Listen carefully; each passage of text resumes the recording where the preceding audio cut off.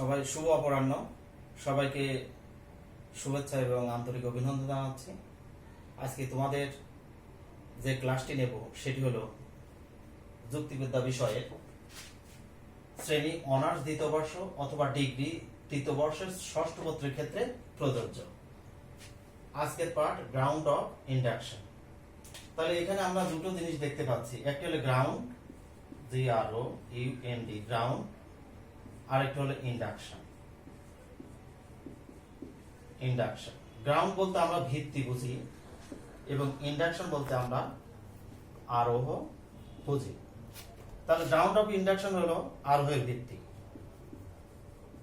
Ground of induction হলো আরোহের ভিত্তি। তাহলে আমরা প্রথমে দেখব যে আরোহ বলতে কি বোঝায়, তারপর ভিত্তি বলতে কি বোঝায়, তারপর দুটো আমরা একসাথে আমরা দেখব। তো আরোহ বলতে আমরা বলি যে বিশেষ বিশেষ দৃষ্টান্ত থেকে সার্বিক সিদ্ধান্তে উপনীত হওয়ার প্রক্রিয়াকে আরোহ বলে। বিশেষ বিশেষ দৃষ্টান্ত কোনগুলো সেগুলো আমরা দেখি। যেমন আমরা বলি যে x হয় রোগ প্রতিরোধ সম্পন্ন, রোগ প্রতিরোধ সম্পন্ন, y হয় রোগ প্রতিরোধ সম্পন্ন,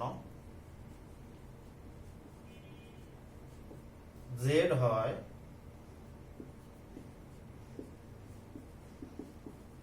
রোগ প্রতিরোধ সম্পন্ন। সুতরাং আমরা বলতে পারি যে সকল মানুষ হয়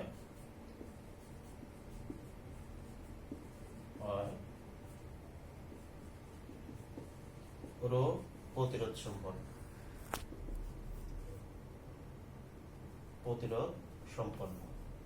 তাহলে এখানে দেখা যাচ্ছে যে x একজন ব্যক্তি, y একজন ব্যক্তি এবং z একজন ব্যক্তি।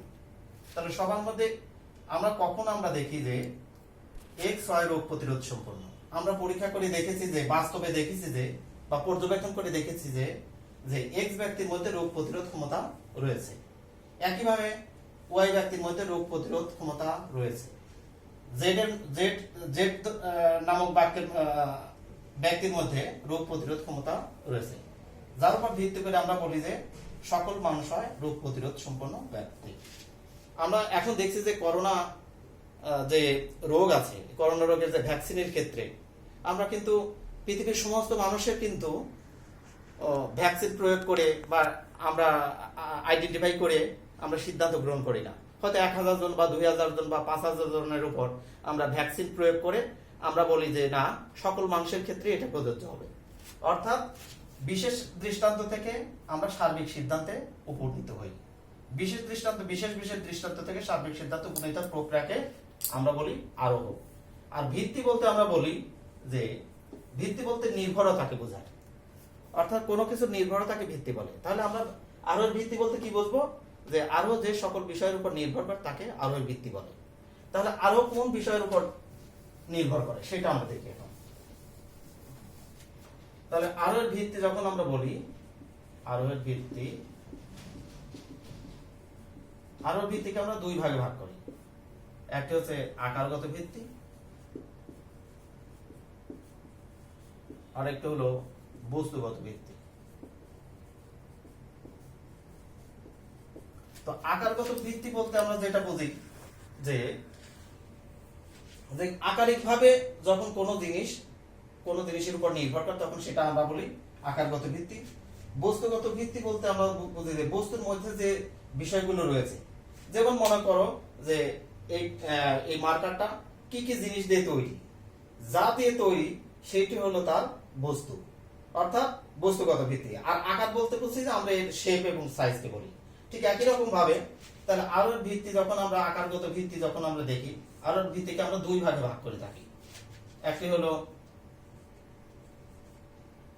প্রকৃতির নিয়মানুবর্তিত নীতি,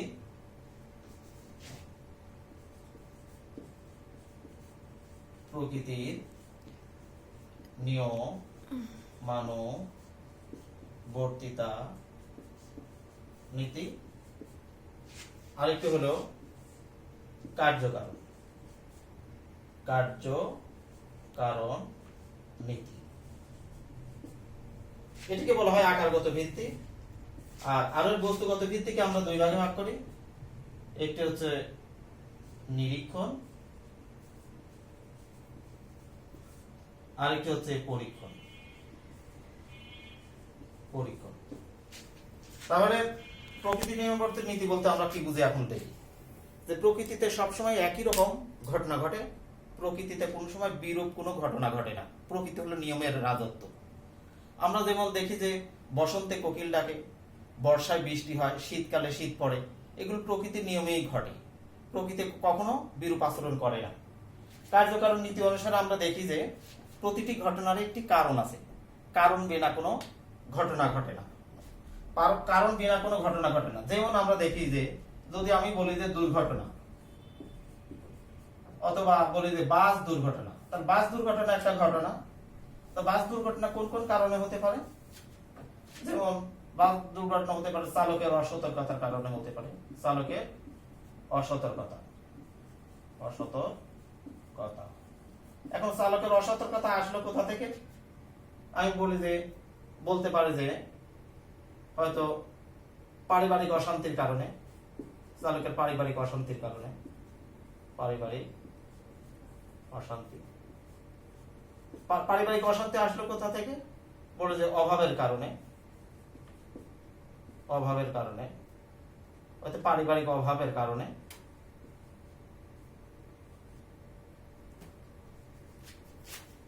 অভাবের কারণে।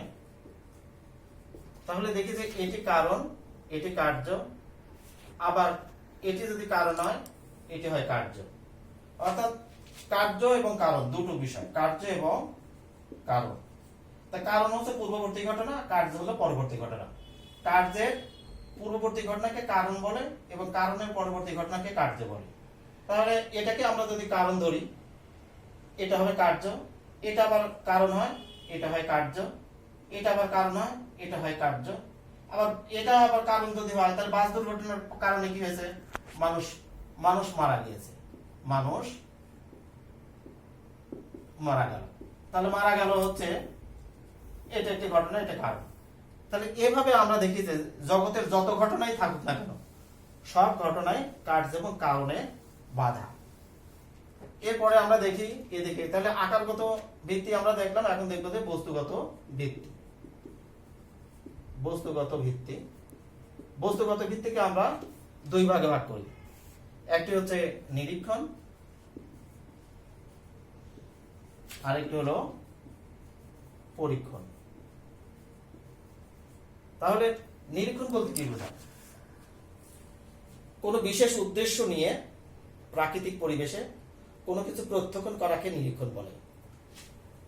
আর কোনো বিশেষ উদ্দেশ্য নিয়ে গবেষণাগারে যন্ত্রপাতির সাহায্যে কোনো কিছু নিরীক্ষণ করাকে পরীক্ষণ বলে।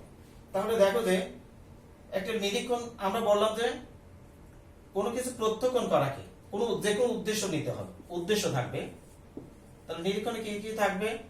তাহলে প্রত্যক্ষণ যে আমি করব, প্রত্যক্ষণ করার ক্ষেত্রে কি হবে? আমার যে কোনো একটি উদ্দেশ্য নিয়ে কোনো কিছু প্রত্যক্ষণ করাকে নিরীক্ষণ বলে। নিরীক্ষণ হবে প্রাকৃতিক পরিবেশে, যে কোনো জায়গাতে আমরা নিরীক্ষণ করতে পারি। যেমন আমরা বিভিন্ন জায়গায় কোন কোন, যেমন করোনা, আমরা এখন দেখছি যে করোনা রোগের উপসর্গ আমরা কি করি? আমরা নিরীক্ষণ করি। প্রথমে নিরীক্ষণ করি যে তার সর্দি হয়েছে, কাশি হয়েছে, বা গলা খুসখুস করছে, গা ব্যথা, এগুলো আমরা নিরীক্ষণ করে আমরা বলি যে তার করোনা হয়েছে। কিন্তু আসলেই বাস্তবে করোনা হয়েছে কিনা, তাহলে সেটা এইগুলো যখন দেখি তখন কিন্তু প্রাকৃতিক পরিবেশে দেখি। আর বাস্তবেই তার হয়েছে কিনা, তখন আমরা তাদেরকে কোথায় দিতে হবে?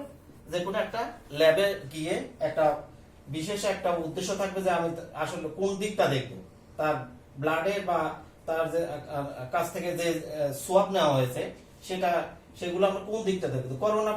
করোনাটা যদি আমরা টেস্ট করি, তাহলে আমার একটা বিশেষ একটা উদ্দেশ্য থাকবে, পরীক্ষাগারে আমি সেটা কি করতে হবে? নিরীক্ষণ করতে হবে। তাহলে কোনো কিছু প্রত্যক্ষণ করাকে নিরীক্ষণ বলে, আর কোনো কিছু নিরীক্ষণ করাকে পরীক্ষণ বলে। খেয়াল রাখতে হবে যে প্রাকৃতিক পরিবেশে কোনো বিশেষ উদ্দেশ্য নিয়ে কোনো কিছু প্রত্যক্ষণ করাকে নিরীক্ষণ বলে।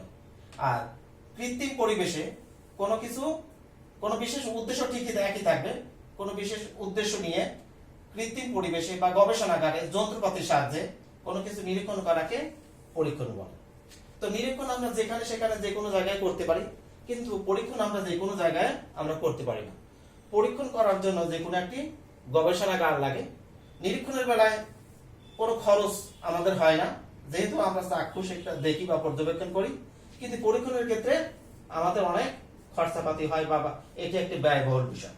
তাহলে আমরা আজকে কি দেখলাম, যে প্রথমে দেখলাম যে আমরা আরোহ দেখলাম। প্রথমে আমরা আরোহ দেখলাম, আরোহ বলতে কি বোঝায়, এরপর ভিত্তি বলতে কি বোঝায়, এরপরে আমরা দেখেছি যে আকারগত ভিত্তি। আকারগত ভিত্তি দেখেছি দুই রকমের আমরা দেখেছি। আবার বস্তুগত ভিত্তি দেখেছি। বস্তুগত ভিত্তি দুই প্রকারের আমরা দেখেছি।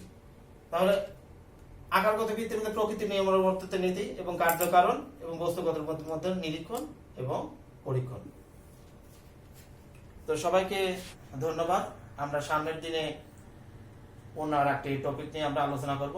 তোমরা খেয়াল রাখবে যে এটা তৃতীয় বর্ষের অনার্স দ্বিতীয় বর্ষের বেলা প্রযোজ্য, এবং ডিগ্রি তৃতীয় বর্ষের যাদের ষষ্ঠ পত্র তাদের বেলায় এই পাঠটি কার্যকর হবে। সবাইকে ধন্যবাদ।